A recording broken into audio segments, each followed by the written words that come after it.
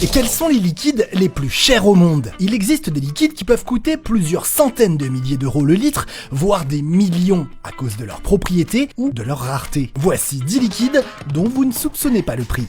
En 10e position, le mercure. C'est le seul métal liquide à température ambiante. Autre particularité, il est très lourd. 1 litre de mercure pèse 14 kg. Et on s'en sert par exemple pour purifier l'or. Rare à l'état naturel, il s'échange à 830 € le litre. À la 9e place, le parfum Chanel numéro 5. C'est un grand classique de la parfumerie créé en 1921. Le litre coûte la bagatelle de 1500 €.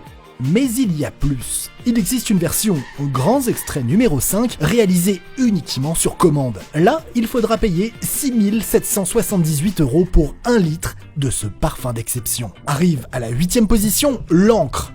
C'est un autre style d'or noir, l'encre de nos imprimantes. Prenez cette cartouche, elle contient 3 ml d'encre et coûte 19 €. Ça nous fait le litre à 6 333 €. Et si c'est aussi cher, c'est parce que les constructeurs vendent les imprimantes à bas prix, mais ils se rattrapent sur les cartouches. Le sang de limule. Le sang bleu de cet animal préhistorique possède des propriétés uniques et donc inestimables pour l'industrie pharmaceutique. En présence de toxines, il coagule. Donc, on s'en sert pour tester la présence de bactéries dans tout ce qui sera injecté dans votre sang, comme les vaccins par exemple. Sur internet, on trouve souvent le prix de 13 000 € le litre, mais d'autres sources tablent plutôt sur 3 500 €. À la 6e place, l'insuline. C'est un liquide vital pour les diabétiques, mais qui coûte une fortune aux États-Unis. Entre 1996 et 2017, le prix a même augmenté de plus de 1000%. Aujourd'hui, la fiole d'insuline se vend entre 175 et 300 $, soit entre 14 650 € et 28 000 € le litre. Et avec de tels prix, les malades ont du mal à se soigner. C'est pourquoi une loi est en discussion pour qu'ils ne dépensent pas plus de 35 $ par mois pour leur traitement. En 5e position, le LSD. De son petit nom, acide lysergique diéthylamide, le LSD est issu de l'ergot de seigle, un plant parasite des céréales. C'est une drogue illégale très puissante et donc consommée en toute petite dose. Pour une goutte, comptez dans les 10 €, mais pour un litre, il faut compter entre 27 000 et 48 000 €. Le venin de cobra.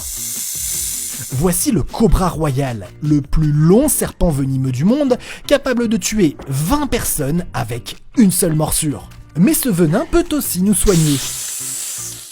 À petite dose, il pourrait servir à traiter des maladies comme Alzheimer ou Parkinson. Et donc, combien ça coûte? Eh bien, entre 33 000 et 40 000 € le litre. Sur la 3e marche du podium, la semence de cheval. Une fois à la retraite, les chevaux de course se reconvertissent dans une carrière de reproducteurs. Et leur patrimoine génétique de champion se paye au prix fort. La semence d'un étalon très demandé, comme Big Star, se monnaie un peu plus d'1,2 million € le litre. Pour l'étalon le plus cher, Galileo, comptez 656 000 $ la séance de reproduction, soit 12 millions € le litre.